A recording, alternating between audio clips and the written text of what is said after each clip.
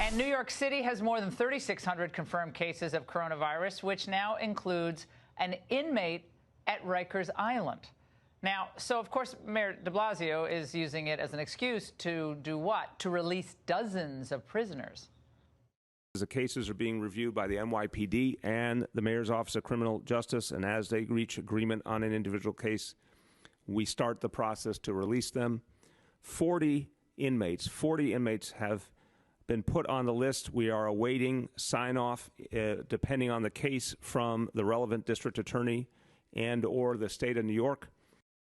Now, I do want to note that 4 corrections officers at Rikers have also tested positive for the coronavirus. Joining me now is Elias Husamudeen, is the president of the Corrections Officers Benevolent Association. Elias, it's great to see you tonight. Should we be letting these inmates out? I mean, right now it's only 40, so what's wrong with that? Well, absolutely not.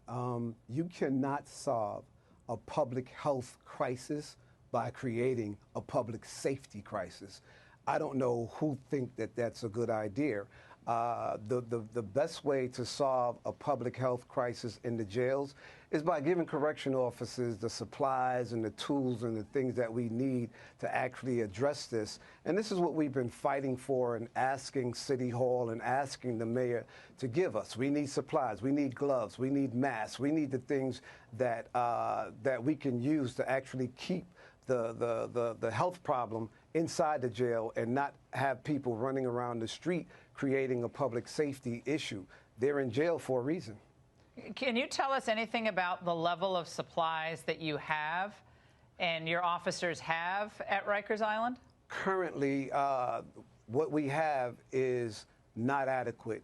If we should have an epidemic, if this thing should break out, the supplies that we have won't last. So we've been asking, like some of the other unions in the city, we need more masks. We've been asking for masks like this particular mask, which is a mask. We have the N95 that everybody has, but those things are only good for 8 hours. This particular mask that we're asking for has a 5-year shelf life. It has filters that can be replaced, that can be cleaned, that can be used. So the reality is what we have is not sufficient. It's not enough. But we had to fight with the city just to end visits, to stop the outside from coming in. But Laura, who think that you can solve a public health problem by putting people back in the streets? But Elias, this is happening not just in Rikers Island, though. There's a push to use the coronavirus to not make arrests. Yes. You know, basically decriminalize criminal activity. Because it's just too much and it's too much stress on the system.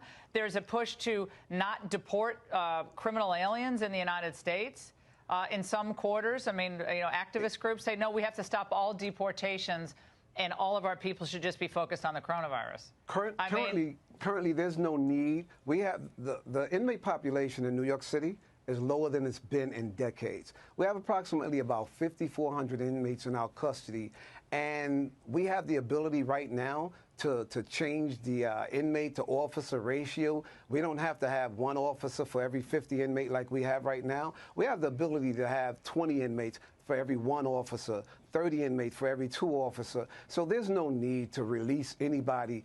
We don't have turnstile jumpers because they've already done bail relief, right? So we don't have turnstile jumpers. Yeah, just so people know, I just want to put this up on the screen.